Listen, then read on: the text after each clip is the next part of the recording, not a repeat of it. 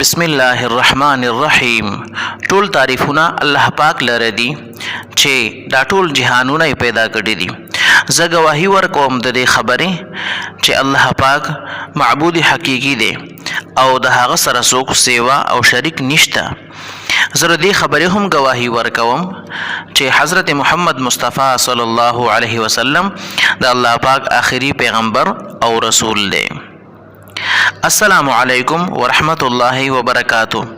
ملګرو موږ نن تاسو له یو انتهایی قیمتي وظیفه یو قرآني عمل راوړی دی چې تاسو غواړئ تاسو اولاد د نیکانو او صالحان شي، تاسو اولاد د تاسو لپاره د نیکنامۍ ذریعہ وګرځي. دا ویډیو تاسو لپاره انتهایی اهمه ده. دغه به ان شاء الله موږ تاسو ته د اولاد د نیک او صالح کېدو یو قرآني طریقه خایو. نو موږ سره یو ځای اوسئ.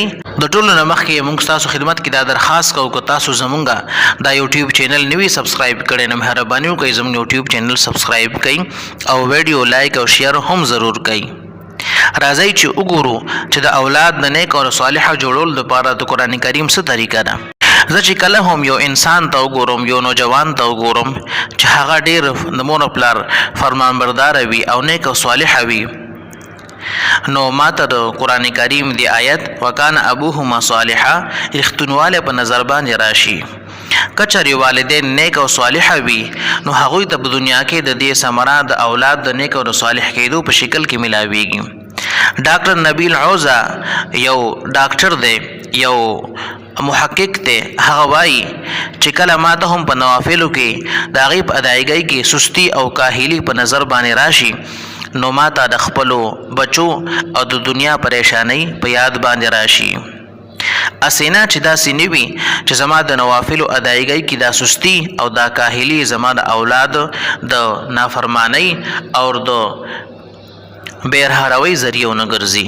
د خپل اولاد د خوشاله کولو لپاره او هغه د پریشانونو خلاصې حاصلولو لپاره یو اهم ذریعہ د مور پلار نیک او صالح کېدل هم دي. د هر سړي دا تمناوي چې د اولاد د نیک وي او هغه د خبرې منونکي وي، لیکن دا صرف خواهش باندې نه ده بلکې د لپاره د اولاد لپاره د مور پلار نیک او صالح کېدل هم ضروری دي. حضرت عبدالله بن مسعود رضی الله عنه چې کله به د شپې نوافل ادا کول او تهجد مونځ به کو نو چې خپل ماشومان بچي به خپل مخې ته او د صحیح کړل نو دا به ویل چې ستاره وجه نه بچیا او د ستاد روخانه مستقبل لپاره زه دا اعمال کوم او په جړه جړه کې به وی وکانه ابوهما صالحا. دا به بار بار وی په جړه جړه کې. د کرنګ حضرت سعید ابن المسیب هغه چې انو هغه هم د حالو هغه به فرمایل زه چې کله موس کوم نو موس دوران کې چې ما د خپل بچی را یاد شي، اولاد مې را یاد شي، نه خپل مونځ کې زه زیاتې وکم، موس اوږد وکم او دعاګانې ولا اوږدې کوم. سوره کهف کې چې کومه واقعه ذکر شوې ده هغې نه هم د خبره موږ ته په نظر باندې راځي.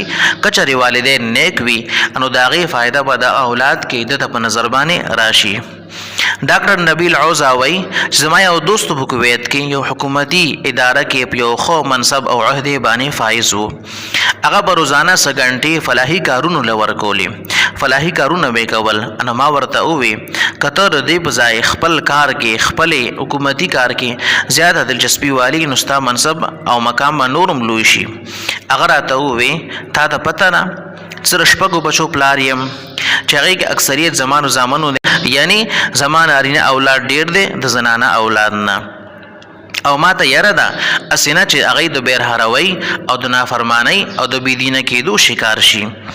نو هغه فرمایي هغه ملګری چې کله ما وکانه ابوهما صالحا تفسیر ووې انو ما د خپل ژوند یو خاصه حصه د فلاحي کارونو لپاره وقف کړه او د دې فلاحي کارونو هغه څه ښکلي اثرات په خپل بچو کې وینم.